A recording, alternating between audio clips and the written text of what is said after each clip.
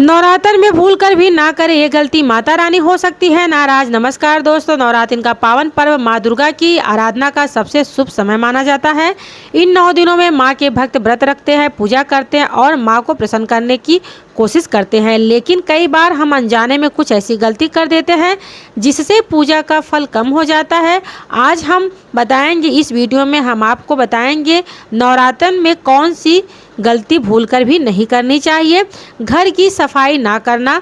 नवरात्रि शुरू होने से पहले घर की अच्छी तरह से सफाई करनी चाहिए। माना जाता है कि माँ दुर्गा स्वच्छ स्थान पर ही निवास करती हैं।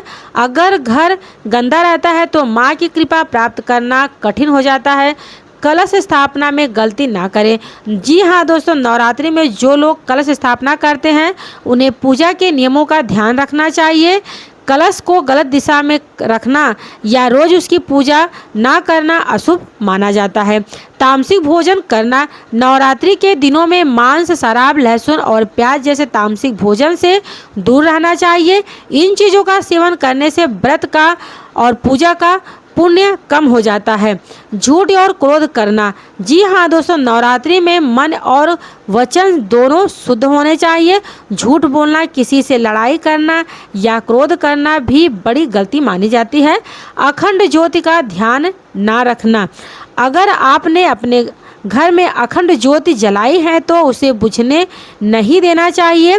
ज्योति बुझना अशुभ संकेत माना जाता है, इसीलिए उसका ध्यान रखना चाहिए। विशेषकर नाखून और बाल काटना। नवरात्रि में के 9 दिनों में बाल और नाखून काटने से बचना चाहिए।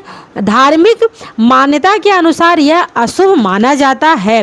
कन्या पूजन ना करना। नवरात्रि के अंत में कन्या पूजन करना बहुत महत्वपूर्ण माना जाता है। कन्याओं का माँ दुर्गा का स्वरूप माना जाता है, इसीलिए उन्हें भोजन कराना और उनका आशीर्वाद लेना चाहिए। अगर आप नवरात्रि में इन बातों का ध्यान रखते हैं तो माँ दुर्गा की कृपा अवश्य प्राप्त होती है। माता रानी आपके जीवन में सुख, समृद्धि और खुशियाँ भर देती हैं। तो अगर आप माता रानी के सच्चे भक्त हैं तो कमेंट में